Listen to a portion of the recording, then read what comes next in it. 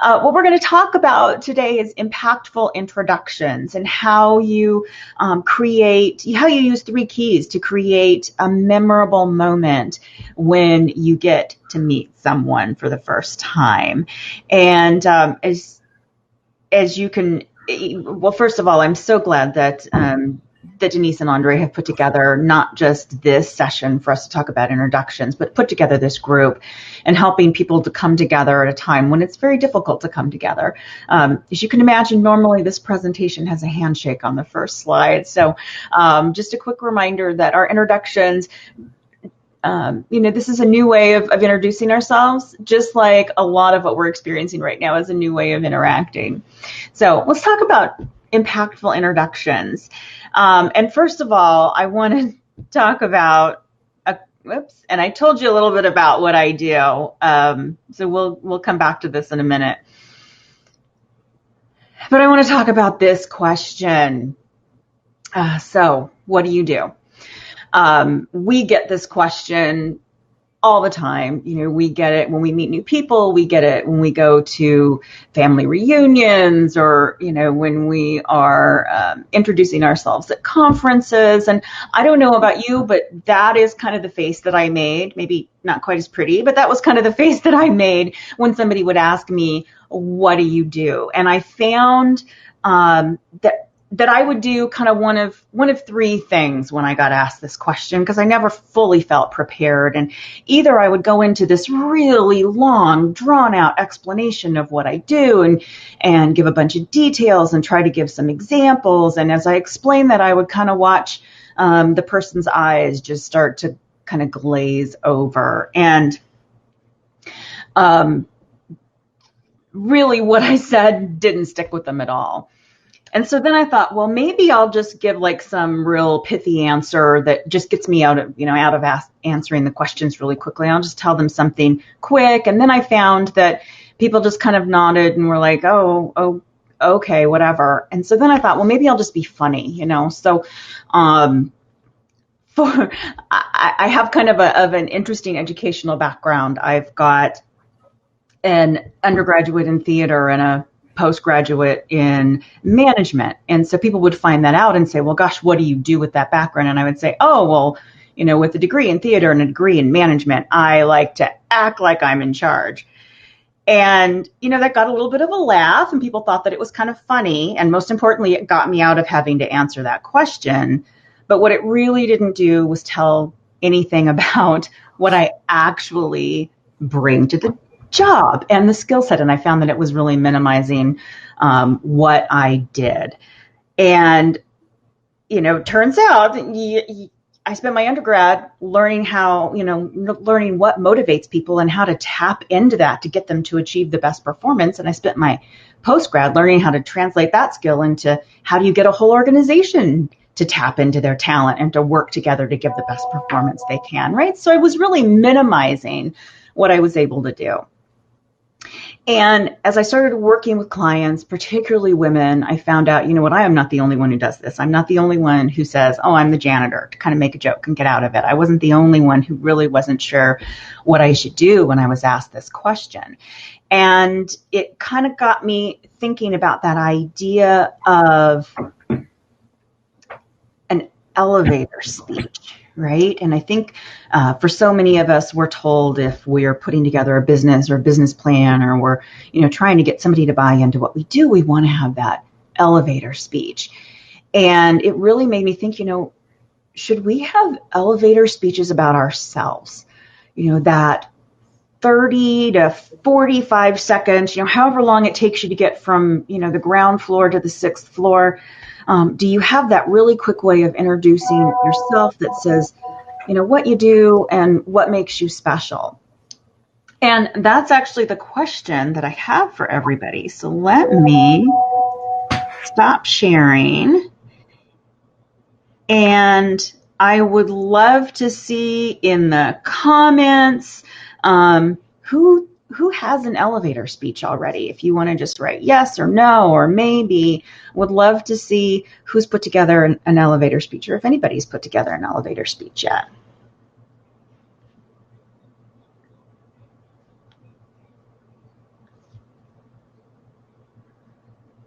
Not yet. Rishi, that's, I think, my favorite answer. Not yet. Oh, hey, thank you for the poll. If you guys want to just take the poll, we can look at the stats on this. Who has one, who doesn't have one, and who's working on it? Haven't got one, but would love one. Oh, not about myself, right? I think so often we're good at putting together that speech that talks about, our business or the people that we're promoting or the company that we work for, but we're not so good at putting together one for ourselves. So what we're going to do today is look at a pretty easy model for how do we put together that elevator speech. So I am going to, if you bear with me, I'm going to share my screen again. I want to talk through just some of the simple tenets of what we do.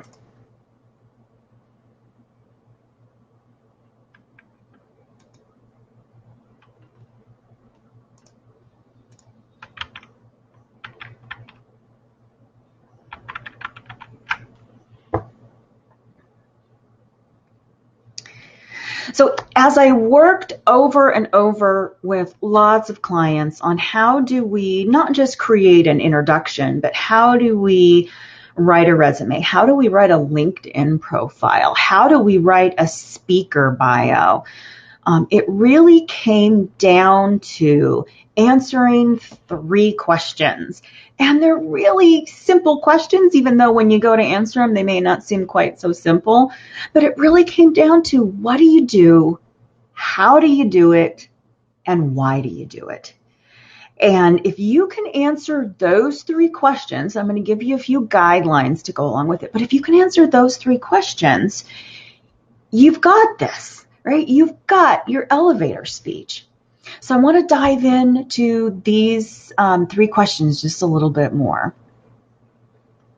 So the first one is, what do you do? And this can be kind of the dreaded one, right? Because we spend our whole careers doing what we do. And so to be able to distill that down into one sentence can seem kind of daunting. But once you do that, you can get you get a lot of clarity, and it's a kind of a guiding principle that you can go back to whenever you're looking at, should I invest this time in my development? Should I invest this time in a conference? Well, does it really help me do what I do? So my challenge for my clients and my challenge for you guys today is to think about it this way. What do you do? And can you describe that in one sentence that really focuses on the end result? And it's something that can be easily understood by someone who is not in your industry or your field. So each one of those is a little bit challenging, right? The one sentence, you can play with the words and distill it down, focuses on the end result, right? So it's not necessarily what do you go to work to do every day? What are the tasks? What are what are those pieces? And we'll talk about that in a minute. Barbara, can I interrupt? Yeah. Is what I do, I'm Chief Business Officer of Cambridge Quantum Computing, or is that not descriptive enough? So do you say your title, I'm a professor, you're making a face, so I'm thinking that's the wrong approach. So this is what we all want to hear, because I'm looking at Heather, IBM Quantum Business Development. Is that what you say? What do you say here when you say what you do, or do I say I look for new business? Yeah, yes, that's it. It exactly is. You distill it down to the results, right? And so, Denise, I would take it even one step further and not look at I look for new business, but I bring new business into my organization, right? So what's that end result? I find the talent that's out there. I find the new businesses to work with. I shared with you a little bit about what I do, so I'm using myself as an example, but Denise, I am going to challenge you in just a second to rework that Chief Business Officer and tell me what's the end result. What do you do? So for example, I help small and mid-sized businesses, nonprofits, and individuals achieve their performance goals. Right? So what I do is I help other people achieve the goals that they set for themselves. Denise, I know I kind of put you on the spot, but have you played around a little bit with the what you do? Well, so I'm thinking that I help. So I help a new startup grow their business. Yeah. Or I help a new startup find new customers to collaborate with, or something more like that. I lead a team of people who help a startup find new business. Yeah, I would think of, focus on that end result. I help startups find new business. Look at Vanessa. Vanessa, that's a good one. I connect new technology startups and fintechs in U.S. with Brazil banking industry. Go, Vanessa. Love it. Love All right. it. Aurelia, let's see. I develop theories to describe the dynamics of quantum systems. I actually like that. I like that. I'm kind of like, whoa, okay, but I like it. Aggie, I figure out the best way to make light useful for quantum computers. That's intriguing. Wow. You guys are all much better than me. All right, Barbara, I'm so excited. So you guys, you guys may have stolen a little bit of the thunder on the cocktail hour discussions, but I love where you guys are going. I'm going to give you a couple of more tips on this, and then I want to go on to the second part of this. That last bullet, and it can be easily understood by someone who's not in your industry or your field. I want you to think about, can you describe what you do without using any industry jargon or any of your company acronyms or things that are probably just have become second nature to you to say? And I call this the grandma test, right? So if you were talking to your grandmother, or if you were talking to somebody who really has no insight whatsoever into your field, and you gave them your what do you do, they'd have a pretty, maybe not completely be able to put their finger on it, but they'd have a pretty good idea of what you do. So if it can pass the grandma test, you're golden. And remember that one sentence part. And the one sentence is important, one, because if you really want to distill it down to the core of what you do, it needs to be one sentence. And also that really helps you put together that elevator speech and help it to be nice and pithy and something you can get through really quickly.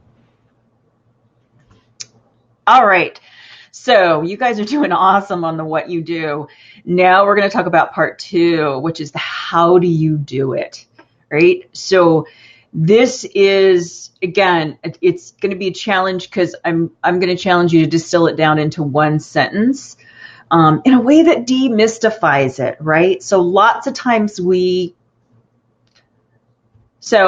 going to say I don't know if you guys do this. I know this was something that I always did was, if I talk about it at a high enough level, they won't even understand. They won't ask questions. And I'll kind of get out of answering this question. But what you do, you want it to demystify it so somebody feels like they can ask questions about it. And you want to provide insight into what really makes you stand out, right? So what makes you different from anybody else who might be doing this?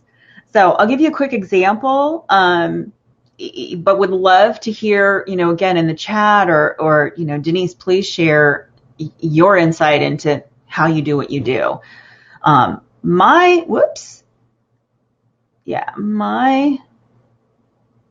I do it is, right, I do this by creating custom training and coaching solutions that work in the real world, right? Much more clarity than saying, well, I tap into people's inner motivation and I help them achieve set goals and achieve them. No, what really simple. I create custom training and coaching solutions that work for people in the world they live. So let's look at, I want to see in the chat what other people put. how you do this. Come on, Vanessa, you had such a great first sentence. Let's see your second sentence. Besides drinking coffee, reading emails, and go to meetings. See, now this is the kind of Denise comment that I would make. Yeah, I'm on the phone all day. Right. This is a hard one because we don't just do one thing, right? We do a lot of different things, a lot of different tasks. So I want you to think about more than just the tasks, but think about what is it that you actually do, right? So the end result, and then how do you get there? So Aggie is saying, I do this by designing new experiments. So let's pick on Aggie. So the end results, what would that be?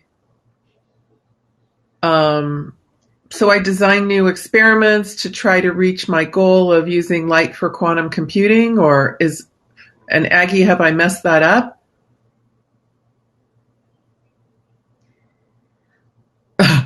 Ariana, I like your comment. So I'm struggling with this one a little bit because I want to be sarcastic and say, well, I know a lot of people, so I just call them all day. Right. Well, think about when you say you know a lot of people, there must be some way that you, one, get to know the people that you should know in order to know that you can reach out to them and that they may be the new business that you want, right? So how is it that you know who to reach out to? Okay. And I'm looking at Vanessa, our superstar. I lead my bank to digital transformation. I like that. Mm-hmm. Or Katasukia, I help researchers publish their results and disseminate the knowledge to a broader audience. That's good. That's spot on, right? I think anybody can understand what that is. And I achieve this by collaborating and engaging with the leading voices in the field. You win the gold star. Yeah, absolutely. Spot on. All right, Barbara, I'm going to let you continue on. Okay. So there's one final piece to put this all together. Oops.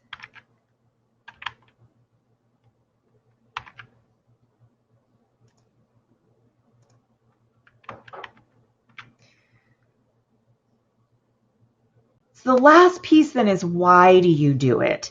What is it that drives you to get up and do this every day? Again, one sentence, what makes you special? And more importantly, why are we lucky that you're the one who does what you do, right? Why is it fabulous that I have met you today and you're telling me what you do? So the why that I do what I do is that I truly believe that everybody deserves to learn and grow, right? Regardless of the size organization, the size training budget that you have, I believe that everyone deserves to learn and grow. And that's why I do what I do. And I think that's what makes my organization unique. And it makes my perspective on helping people to learn unique, because I'm not just looking for the big account. I'm not just looking for the huge piece of business. I really believe that individuals, no matter what size the organization, the budget, deserve to learn and grow. So we all have a different why for why we do what we do. But that last little piece, this is really kind of your last tagline as you're giving that elevator speech. Why are we lucky you do this? Why is it great that I ran into you today? And so I'm gonna bet we get some great answers or great items in the chat boxes right now on why you do what you do. And this is personal, right? This doesn't necessarily have to be it doesn't have to be something that might relate to everybody, right? But it's your reason. Why do you do this? Because maybe it's because you believe so strongly in what you're going to do is going to change the world or is the next step, or because you really believe that this is the area of research that needs to move forward. There's all kinds of reasons for this, but again, just your way to stand out.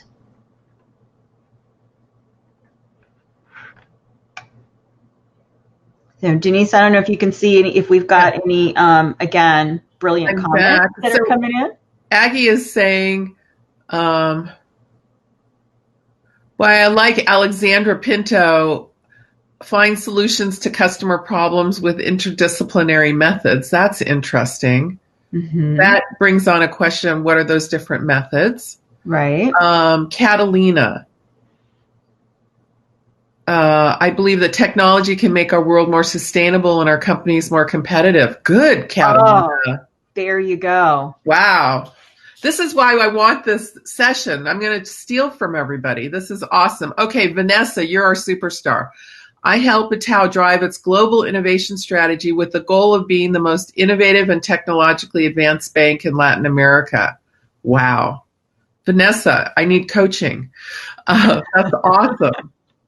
Jacqueline, let's see what you have. I believe we haven't tapped into our best work and our personal life experiences. These are all really great. Sarita, I believe in helping teams learn and grow. That's good. Wow. Barbara, I think everybody's getting it but me. Denise, I think you're too hard on yourself. I think that might be one of the challenges. And this is why a lot of us struggle at this, because we are really hard on ourselves.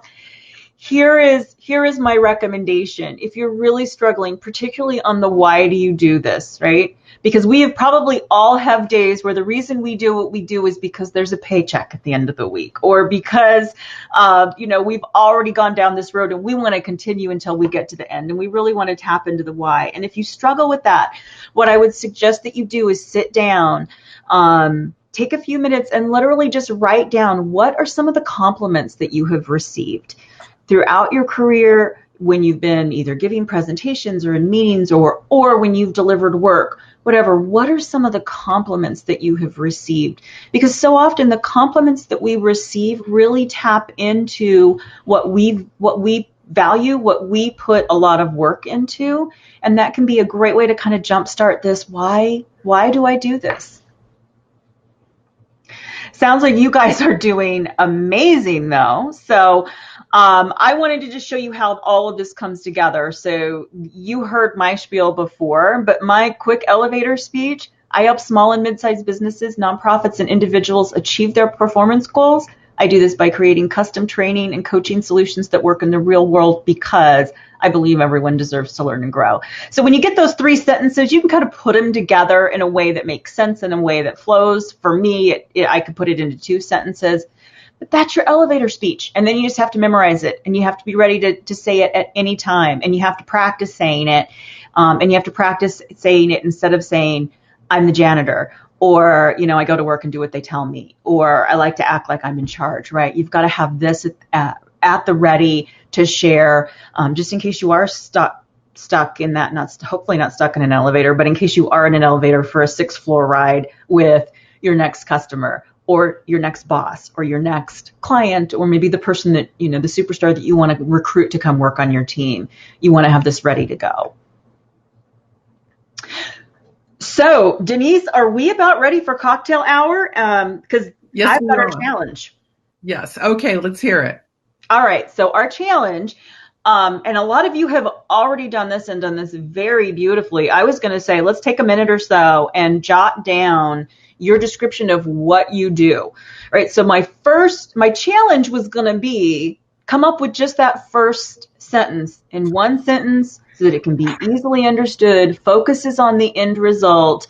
Write that down. Now, so many of you came up with brilliant first sentences. I'm going to challenge you. If you've already got that, come up with the second part. If you're there, come up with all 3 parts. And then in the cocktail hour challenge, as you're meeting with folks, I want you to share your sentence or your elevator speech with your partners and get feedback. And Denise, do we have like an extra minute to talk about the feedback model? Sure. Great. So you're going to share this with your cocktail partner, and your role as the cocktail partner who is hearing either part or all of the elevator speech is to give them feedback. And I really encourage people to give feedback that is true, kind, and helpful. And what I mean by true, kind, and helpful is true that it is honest, that it's not based on any of your biases, but it's really based on what you are observing and what you heard, right? And true can be hard, right? So I really should add like not just easy, right? Because it's going to be really easy when someone gives you their elevator speech to go, oh yeah, that's great. When what really might be true is you've started down the right track. I have a couple of questions. There's a couple of pieces of that I didn't understand, right? So you want the feedback to be true. And again, then you want it to be kind, right? So not just nice, because we can all be nice, we can all be polite, but kind is really saying something that is going to be in someone's best interest and is going to be meaningful. And then finally, helpful. Provide an actual example, provide feedback that is actionable, right? So might be easy if you hear an elevator speech and you don't quite understand it to be able to say, well, that didn't quite resonate with me. What might be more helpful is to describe what didn't resonate with you. Maybe, say, that I didn't quite connect with that because there's a couple of words in there that are not familiar to me because I'm outside of your industry, or I don't know exactly what you meant by that sentence. Maybe we can work on that. So you want your feedback to be true, kind, helpful. And as long as we've got time in the cocktail hours, great opportunity to kind of workshop for a couple of minutes too, and make suggestions and take what are starting out as some really fabulous elevator speeches and no pun intended, elevate them.